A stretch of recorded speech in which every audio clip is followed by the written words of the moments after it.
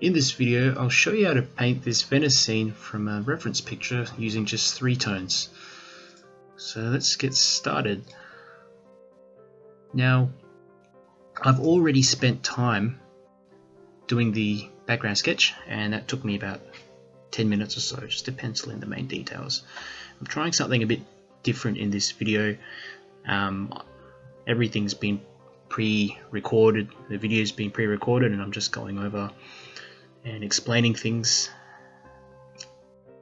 Hopefully that will give me a bit more time to concentrate as well. So what I've done here is I've picked up a bit of orangey yellow and basically just going in quite quickly into the background. It's near the horizon line, so almost wanting to, for me, just apply a sunset scenario. And I've also mixed in a little bit of scarlet red too. Okay, so I'm not too concerned on the exact color that I've got here. I just want to add some variation. Same thing with the foreground. I'm now going in with a bit of 𝗠𝗘𝗗𝗜𝗔𝗍 yellow light and adding in some slight darker variations near the bottom. And it does help with the perspective qualities of the painting when you make the objects or the foreground darker near the front. So now I'm going through the top of the painting quite quickly. I've got some looks like cobalt blue, and just making sure that I'm feathering that area near where we've got a bit of connection between the yellow, but I'm not actually going into the yellow itself. I'm just making sure I'm connecting the sky with the yellow parts. So now I'm adding in some clouds. So again, if you want to have that sort of fluffy cloud effect, then you need to do that while the paper's still wet. And another important thing is that you have to make sure the consistency of the paint is a little bit thicker and stronger than what's already on the page. Because if you've got too much water on the brush and you try to add in clouds, it's just going to create cauliflower effects and won't look too nice. So now, while everything's drying and mixing together, I have just picked up a bit of cobalt blue, a bit of scarlet red and 𝗠𝗘𝗗𝗜𝗔𝗍 yellow light, and mix that together on my bottom section of the palette.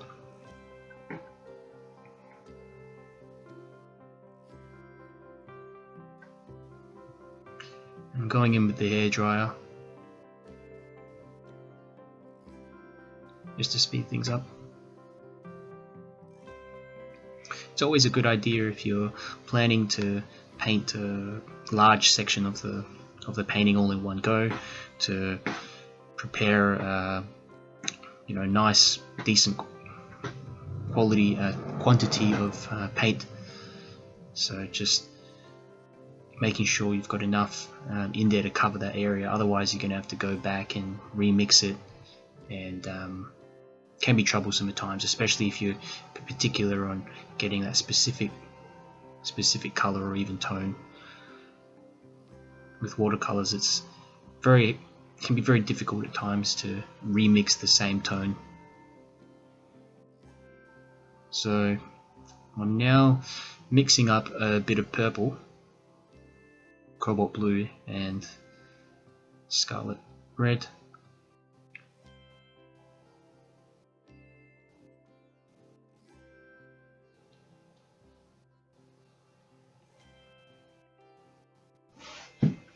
Making sure I've got that paint just a little bit thicker.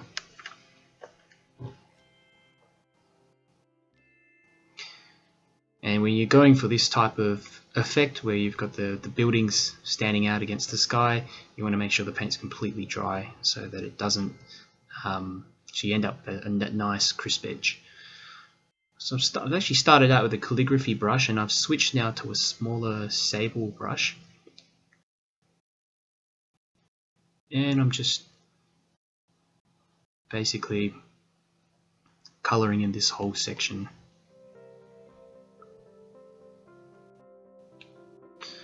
So this is almost the what I would say your midtones that you're adding onto the page. The lighter tones have already been added on, so pretty much the first wash that we did with the sky and the foreground.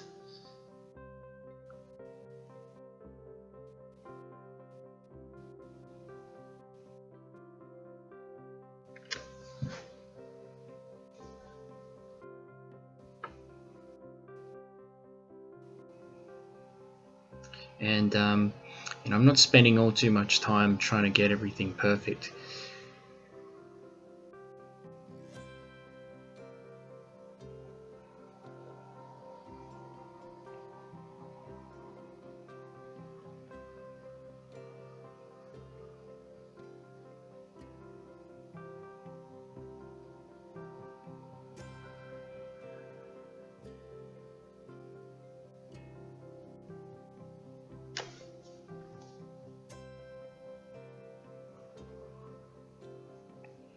Finishing up on those columns now, and a bit of that railing.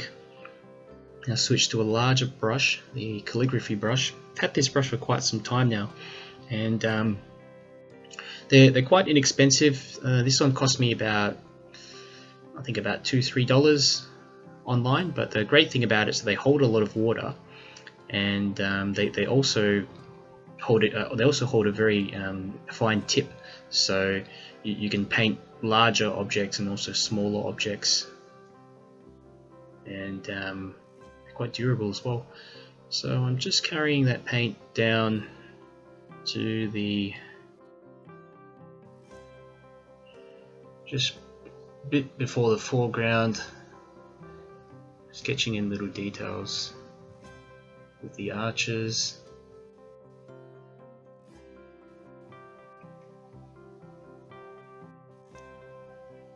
Again, if you're doing a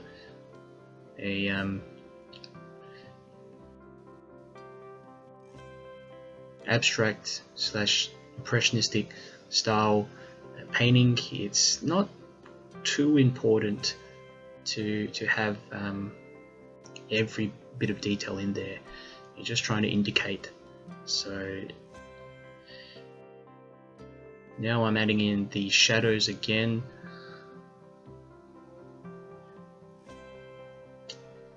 To the these little columns,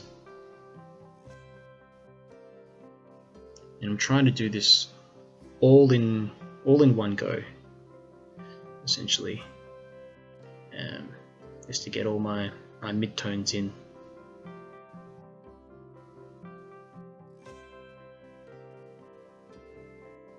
And it's very important to in watercolor to, I guess, emphasize some of these contrasts when you've got obviously lighter colors contrasting against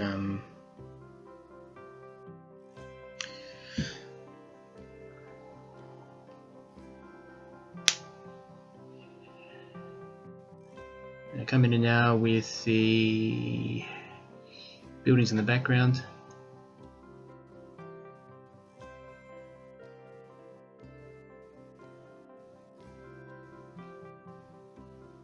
And the paint I've used here is a slightly watered down version of what I've used for the foreground buildings. And I'm painting that entire silhouette in. I've also notice I've left some of the roofs unpainted, just to indicate that there's some light bouncing off those roofs.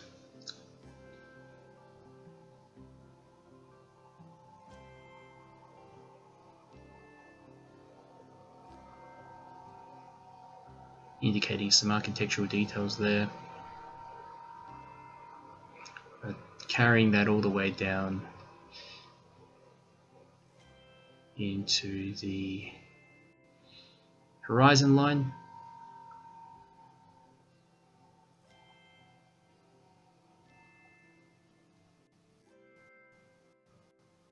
And connecting these shapes as well. You've noticed I've joined that on that whole block of buildings in the background to one of the columns, to the foreground building.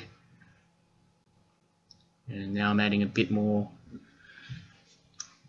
detail to the foreground area.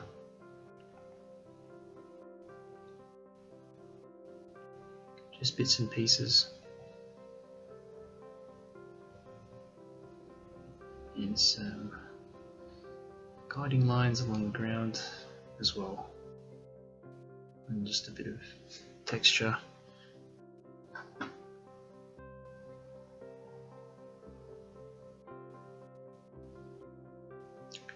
So going in straight away to do now the figures. Again, it's a similar sort of mid-tone as I've used for the building in the foreground.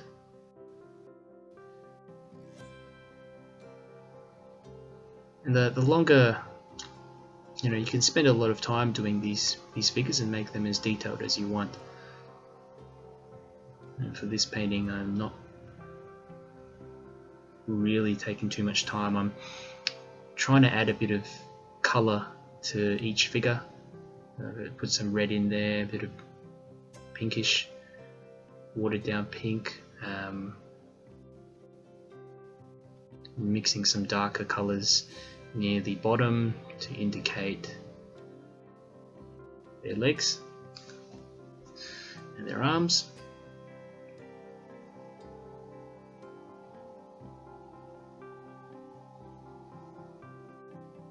For a more abstract painting like this, it's not important to focus on getting everything correct. Just having the same style, consistent style across the painting, and even if it's not 100% correct, still it will still look nice.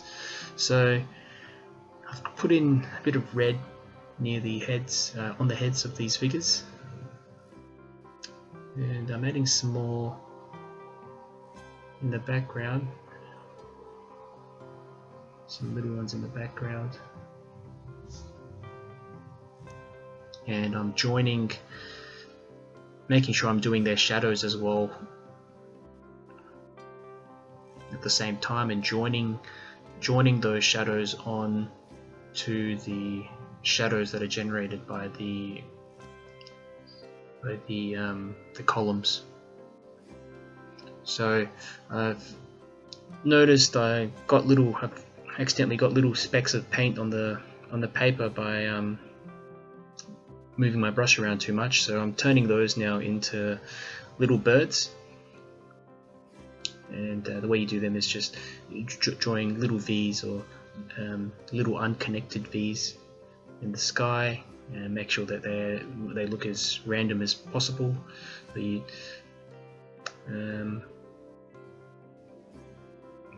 Now I'm just drying everything off.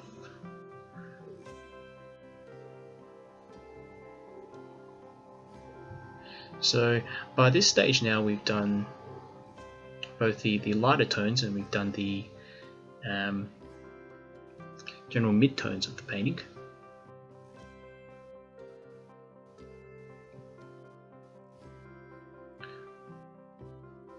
So the final step is basically just to add in the darker tones at the end. So gone in now just to play around with these figures a bit, adding in some more small details to the pillars.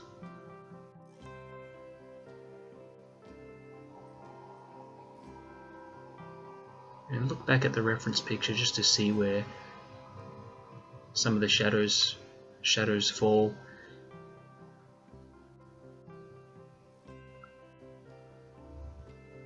If it helps as well, when you're doing the sketch, you can shade in areas of the building that are darker.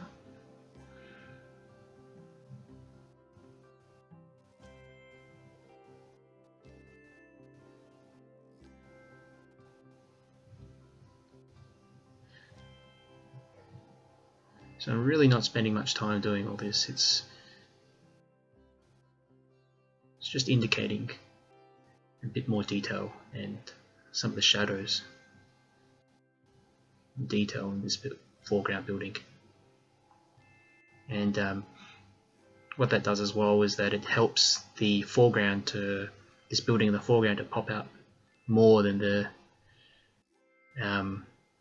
building in the background.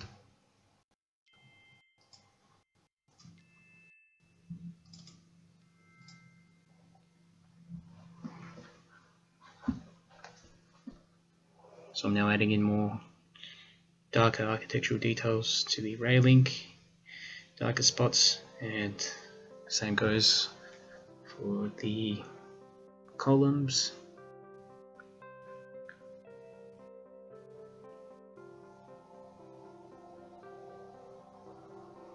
I'm really not spending too much time on that.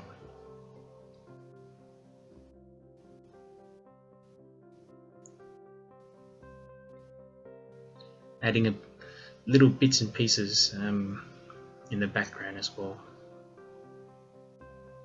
And coming further into the foreground, this figure here, just playing around now with some of the darker paint to just try to bring forward this figure a bit more. Now I'm going to go into the background buildings now, and I've mixed up a little bit of lighter blue paint, and I'm indicating some architectural details on the back buildings, but I don't want to spend too much time on them. I've gone through and done that. Now I've realized at this point I've forgotten to sketch in part of the reference picture, which are these lamps. Well, there's one lamp, and there's also a structure to the right. So I'm penciling that in fairly quickly.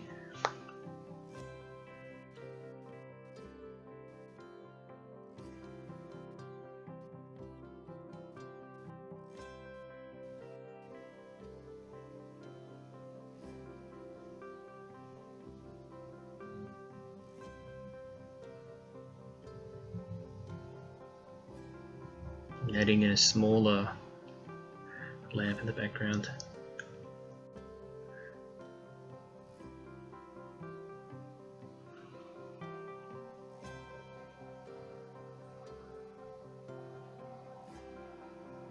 So these two shapes are among the darkest shapes in the entire painting. So what I'm wanting to do is to actually mix up some darker, pretty dark paint, so that I can go over and do these shapes all in one go.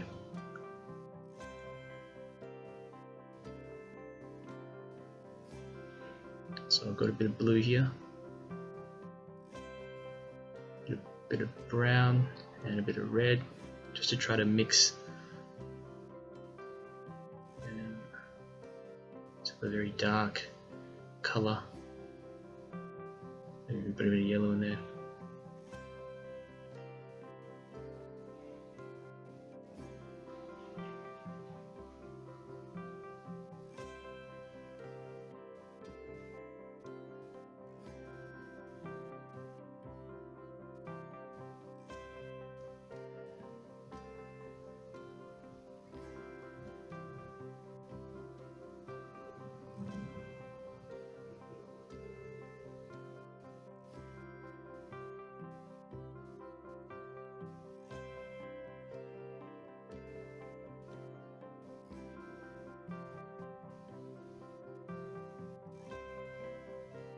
Yeah, I'm just really quickly just sketching in this lamp with my brush,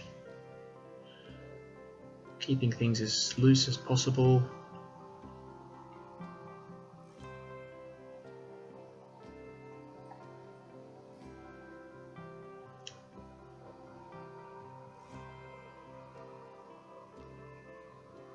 And moving down to the bottom of the page to continue that shape.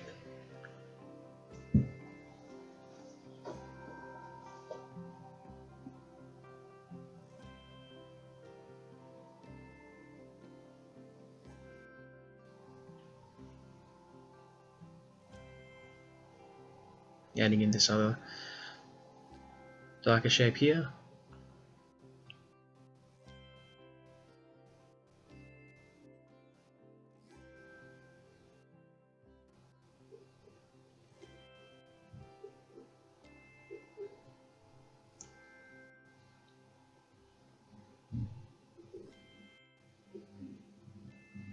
Always trying to pay attention to the exact tones that I'm using. For the most part, both of these shapes are the darkest tones on this painting, so you want to make sure that you're getting that correct.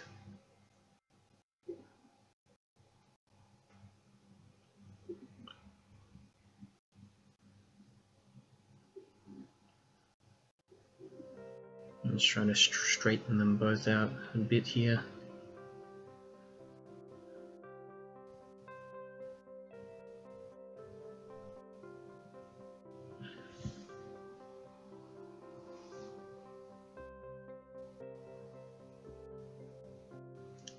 Doing that smaller one in the background. And at this point I'm really just adding in a bit of darker colours here and there to the figures.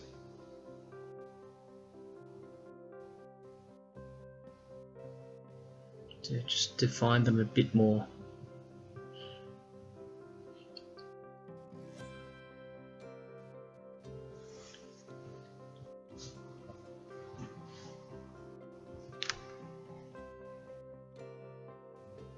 Making sure that you're leaving some of that, some of those mid and lighter tones on the figures as well. So you're not just colouring them all in. Again, having variation in the objects and figures makes for a more interesting looking painting. Otherwise you'll end up painting everything the same colour, and it's not good.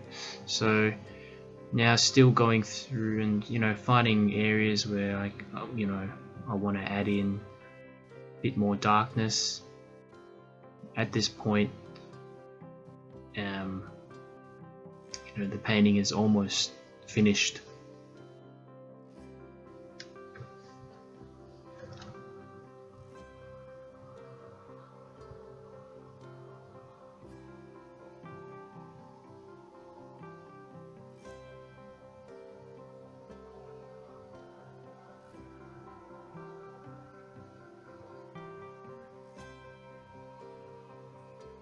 Last step here is just another technique that you can use. You can actually, well, firstly I'm doing just adding in a bit of this grey colour to the lamps.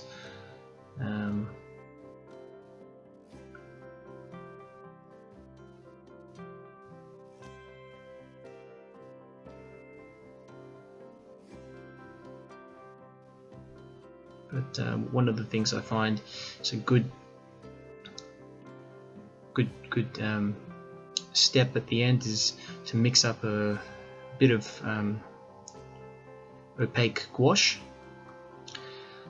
and you'll see me doing that in a second. But what I like to do with the gouache is just to go over the shoulders and just little corners of buildings to indicate essentially that there is some light bouncing off, and if you're very careful in the early stages of your painting, you can leave those areas of white to begin with. You don't have to put them in, but I find that sometimes, sometimes I feel like doing it.